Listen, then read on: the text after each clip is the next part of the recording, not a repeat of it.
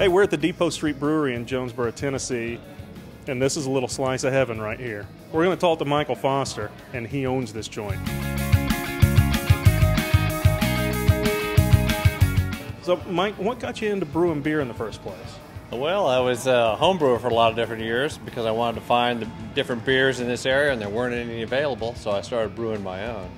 And then I looked around and I thought, well, you know, after doing that for 15 or 16 years, I thought we have 500,000 people here and universities and a lot of professional people, a lot of people that appreciate good beer and no brewery.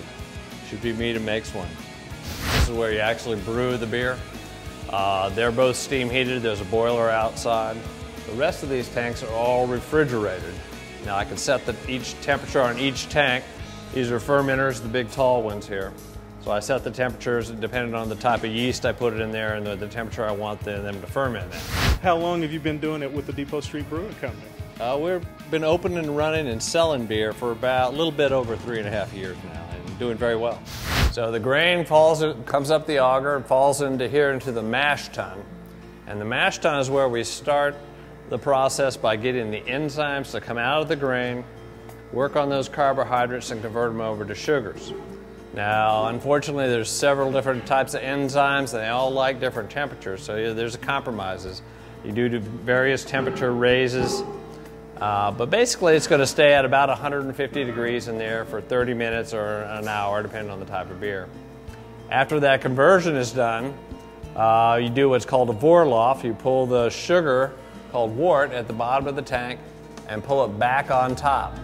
And what that does is pulls out some of the big proteins and the big chunks and put it back on top of that grain bed. And that grain bed acts like a big filter, so you get a little bit more clear beer. Which one you want, the wit or the limited? It seems like one of your stops here is the Depot Street Brewery. Can I ask why?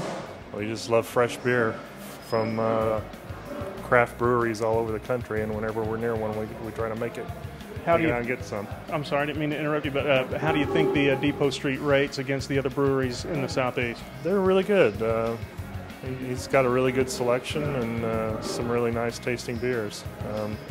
I like Scottish ales a lot, and he has one of those that he bottles regularly that we try to keep a little bit on hand usually. And then if he's got something special like this maple porter that we got here, I always like to get a hold of some of that if I can.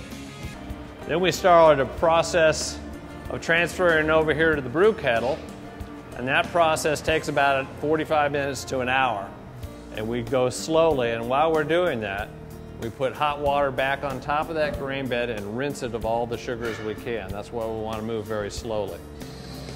This tank will fill up, and this is where we actually boil it. And we boil it for a lot of different reasons. We boil it to sanitize it, of course. And we also boil it to get rid of certain proteins that negatively affect the flavor of the beer, and we need them out of there. This is also where we start adding hops. If we want hops for bitterness, we put it in at the beginning of the boil. If we want hops for flavor, about 10 or 15 minutes before it's over. If we want hops for aroma, then we put it in right as we shut off the boil. Uncle Jedi is the screen name I go by on the beer websites, Beer Advocate and Rate Beer. And it's a marriage of two things, Uncle Jed from the Beverly Hillbillies and the Jedi from Star Wars. And have a theory that Uncle Jed was the original Jedi Knight. Because hops are a flower, or a bud of a flower, kind of like this. These are kind of faded right now, but they grow in a big tall vine and they have a lot of oils, and those oils get burned out and dissipated the longer it boils. So if you want aroma and those oils to be present, then you have to put them in right as you shut off the boil.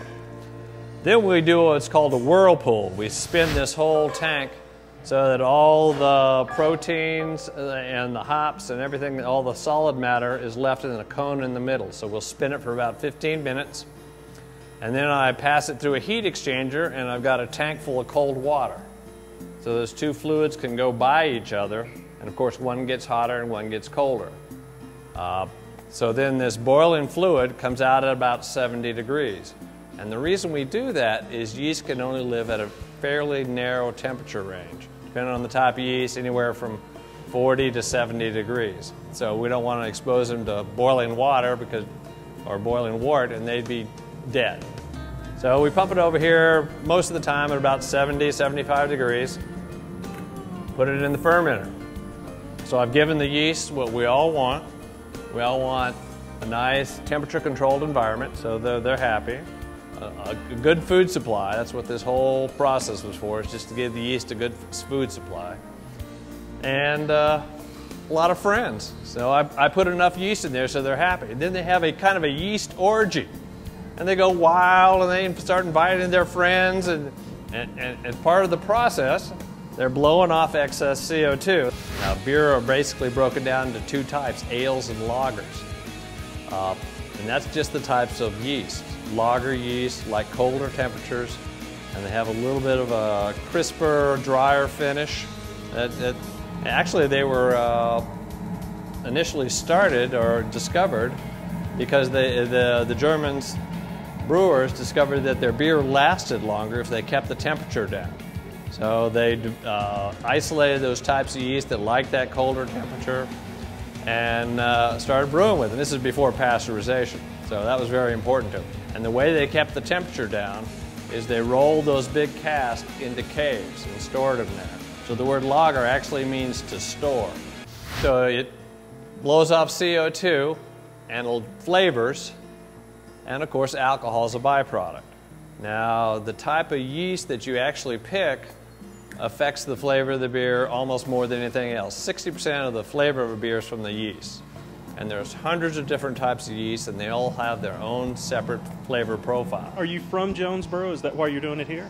Yeah, I've been living in Jonesborough for close to 20 years. Well, just to let you know, the people of Jonesborough and the Tri-Cities really appreciate you for making very good beer here in our part of the country.